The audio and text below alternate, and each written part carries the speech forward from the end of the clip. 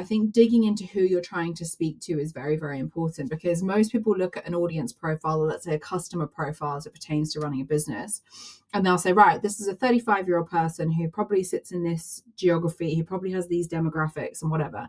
And we nail this human being down into a data set that actually we can't speak to. I can't speak to Joe Bloggs, who is 35 years old, has 2.5 kids, and I don't know anything about that person. And so the way that we look at audience is like a ladder. So, for example, the bottom of my ladder is a burned out 9-to-5er who is desperate to go full-time self-employed, but doesn't know how. And then at the top of my ladder is like the person running the 250 million pound revenue business who knows that in order to get to where they want to go, they have to have a massive profile like Ben Francis, James Watt, etc. And so they get it, right? That demographic, that those, that ladder of people from the bottom to the top is the same person. They're all ambitious.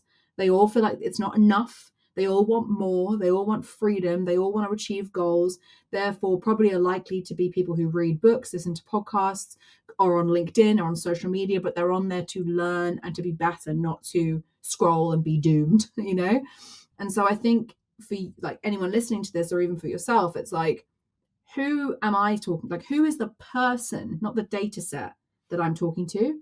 And then what is the ring of influence around that? Like, is it that they're, the bottom of the ladder and they need to be at the top, right?